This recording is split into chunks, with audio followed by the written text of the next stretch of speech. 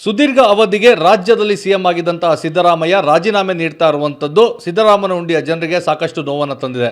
ನಾನೀಗ ಸಿದ್ದರಾಮನಹುಂಡಿ ಗ್ರಾಮದಲ್ಲಿದ್ದೇನೆ. ನೀವು ನೋಡ್ತಾ ಇರ್ಬೋದು, ಬೆಳಗಿನಿಂದಲೂ ಆಗ್ತಾ ಇರುವಂತಹ ಎಲ್ಲ ಡೆವಲಪ್ಮೆಂಟ್ಗಳನ್ನು ಸಿದ್ದರಾಮನಹುಂಡಿಯ ಜನ TV9 ಮುಖಾಂತರವಾಗಿ ತಿಳ್ಕೊಳ್ತಾ ಇರುವಂಥದ್ದು.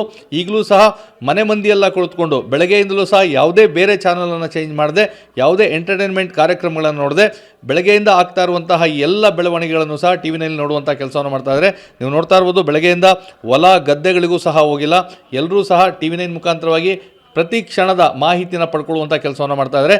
ಸಿದ್ದರಾಮಯ್ಯ CM ಆಗಿ ಪ್ರಮಾಣ ವಚನ ಸ್ವೀಕರಿಸಿದ ಸಂದರ್ಭದಲ್ಲೂ ಸಹ ಸಿದ್ದರಾಮನಹುಂಡಿಯಲ್ಲಿ ಅದೇ ರೀತಿಯಾದಂತಹ ಒಂದು ವಾತಾವರಣ ನಿರ್ಮಾಣ ಆಗಿತ್ತು. ಸಡಗರ ಸಂಭ್ರಮ ಇತ್ತು. ಎಲ್ಲರ ಮನೆಯಲ್ಲೂ ಸಹ ಅದೇ ಒಂದು ನ್ಯೂಸ್ ಇರ್ತಾ ಇದ್ದಂಥದ್ದು. TV9 ಮುಖಾಂತರವಾಗಿ ಅವರು ಒಂದು ಪ್ರಮಾಣ ವಚನ ಸ್ವೀಕರಿಸಿದ್ದನ್ನು ಸಹ ನೋಡ್ತಿದ್ರು. ಇವತ್ತು ಸಹ ಬೆಳಗಿನಿಂದಲೂ ಅವರು ರಾಜೀನಾಮೆಯನ್ನು ನೀಡುವಂತಹ ಎಲ್ಲ ಪ್ರಕ್ರಿಯೆಗಳು ಏನೆಲ್ಲ ಆಗ್ತಾ ಇದೆ, DK ಶಿವಕುಮಾರ್ ಅವರು ಅವರ ಮನೆಗೆ ತಿಂಡಿಗೆ ಹೋದಂಥದ್ದು, ಬೇರೆ ಸಚಿವರುಗಳು ಹೋದಂಥದ್ದು, ಇವೆಲ್ಲ ವಿಚಾರಗಳನ್ನು ಸಹ ತಿಳ್ಕೊಳ್ಳಿಕ್ಕೆ ಬೆಳಗ್ಗೆಯಿಂದಲೂ ಸಹ TV ಮುಂದೆ ಕುಳಿತಿರುವಂಥದ್ದು.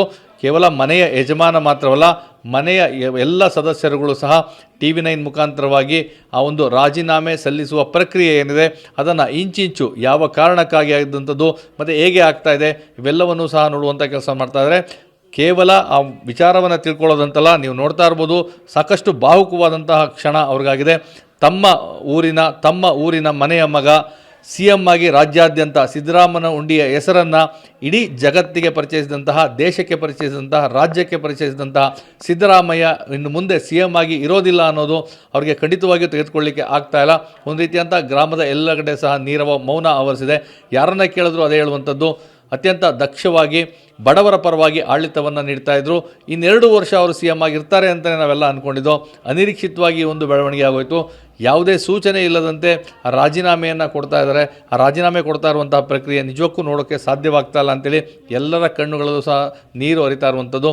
ಯಾಕಂದರೆ ಸಿದ್ದರಾಮನಹುಂಡಿ ಅಂತೇಳಿದ್ರೆ ಸಿದ್ದರಾಮಯ್ಯ ಅವರಿಗೆ ಒಂದು ರೀತಿಯಾದಂತಹ ಆಪ್ತತೆ, ಹುಟ್ಟಿದ ಊರು, ಅದನ್ನು ಅವರು ಯಾವತ್ತೂ ಸಹ ಮರೆತಿರಲಿಲ್ಲ. ಮೈಸೂರಿಗೆ ಬಂದಂತಹ ಬಹುತೇಕ ಸಂದರ್ಭಗಳಲ್ಲಿ ಸಿದ್ದರಾಮನಹುಂಡಿಗೆ ಬರ್ತಾಯಿದ್ರು.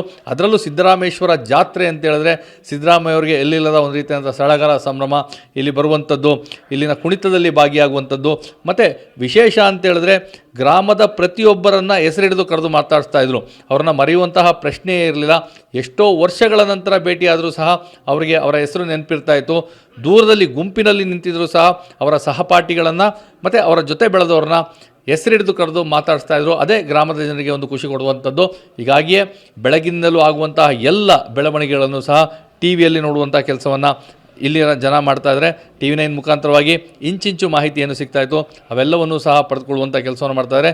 ನಿಜಕ್ಕೂ ಅವ್ರು ಯಾರಿಗೂ ಸಹ ಇದನ್ನು ಯಾರೂ ಊಹಿಸಿರಲಿಲ್ಲ. ಈ ರೀತಿ ಆಲ್ ಆಫ್ ಅ ಸಡನ್ ಅವರು CM ಸ್ಥಾನಕ್ಕೆ ರಾಜೀನಾಮೆಯನ್ನು ಕೊಡ್ತಾರೆ, DK ಶಿವಕುಮಾರ್ CM ಆಗ್ತಾರೆ, ಈ ಎಲ್ಲ ಮಾತುಕತೆಗಳು ಆಗ್ತಾಯಿತ್ತು. ಸೊ ಹೈಕಮಾಂಡ್ ನಿರ್ಧಾರ ಏನಾಗಿರ್ಬೋದು ಅನ್ನೋ ಕುತೂಹಲ ಇತ್ತು. ಎಲ್ಲಕ್ಕೂ ಸಹ ಉತ್ತರ ಸಿಕ್ಕಿದೆ.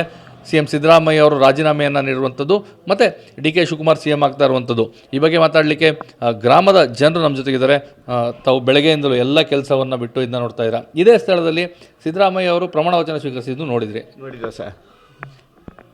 ಇದೇ TV ನೋಡಿದ್ದು, ಇದೇ ಸ್ಥಳದಲ್ಲೇ ನೋಡಿದ್ದೆ.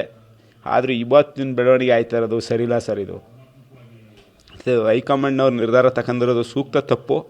2 ವರ್ಷ ಫುಲ್ ಅವಧಿ ಮುಗಿಸಿ ಆನಂತರ ಯಾರಿಗಾರ ಕೊಟ್ಟಿದ್ರು ನಾವು ಒಪ್ಕೊಳ್ಳೋವು. ಈ ನೋವು ಯಾರೂ ತಡ್ಕೊಳಕ್ಕಾಗಲ್ಲ ಸರ್. ಈ ಥರ ಮಾಡಬಾರ್ದಾಗಿತ್ತು. ಇಲ್ಲ ಸರ್, ಈ ಥರ ಅನ್ಕೊಂಡೆಲ್ಲ ಸುಮ್ಮನೆ ಟೇಬಲ್ ಬತ್ತಿತ್ತು ಮಾಮೂಲಿ ಅಂತಿದ್ದು. ಅಷ್ಟು ಬಿಟ್ರೆ ಇನ್ನು ಮುಂದಕ್ಕೆ ಈ ಥರ ಎಲ್ಲ ಆಯ್ತೆ ಅಂತ ನಾವು ಮನಸ್ಸಿನಲ್ಲೂ ಅನ್ಕೊಂಡಿರಲಿಲ್ಲ. ಬೆಳಗ್ಗೆಯಿಂದ 3 ದಿವಸದಿಂದನೂ ಇದ್ದಾರೆ. ಎಲ್ಲೂ ಹೋಗಿಲ್ಲ ಸರ್. 3 ದಿವಸ ಆಯಿತು, ಎಲ್ಲೂ ಹೋಗಿಲ್ಲ. TV ನೋಡ್ತೀವಿ, ಕುಂತಿರ್ತೀವಿ, ಅಷ್ಟು ಬಿಟ್ರೆ ಏನೂ ಮಾಡಿಲ್ಲ.